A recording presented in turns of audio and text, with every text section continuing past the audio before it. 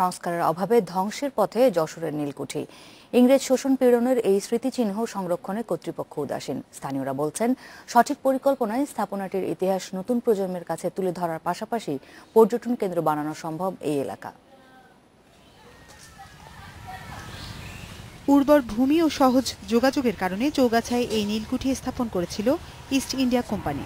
পরবর্তীতে এখান থেকেই নিয়ন্ত্রণ হতো এই অঞ্চলের সব কুঠি।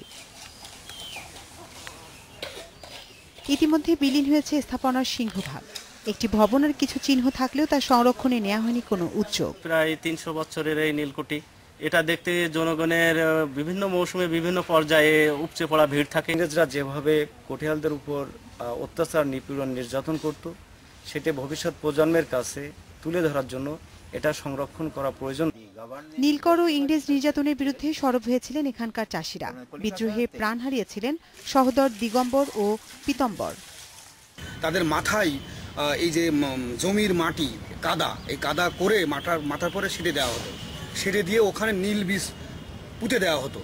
এই নীল বীজ চারা গজানো পর্যন্ত তাকে না খেয়ে রাখত, তাকে ওইভাবে নির্যাতন করত। সীমাহীন বর্বরতা তারা চালিয়েছে।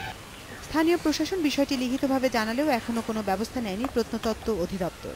রক্ষণাবেক্ষণের জন্য ইতিমধ্যে প্রত্নতত্ত্ব বিভাগকে জানানো হয়েছে এবং তাদের সাথে যোগাযোগ করে যতটুকু জানা গেছে যে এটা সংস্কার এবং পুনরুদ্ধারের জন্য আমাদের জাতীয় ইতিহাস ঐতিহ্য ধরে রাখার জন্য তাদের যেটা করণীয় এবং তারা যথেষ্ট পরিমাণে বরাদ্দ দেবে। প্রায় ৩০০ বছরের পুরনো এই কুঠি সংস্কার ও সংরক্ষণে দ্রুত পদক্ষেপ দেখতে চায় এলাকাবাসী। Independent news desk.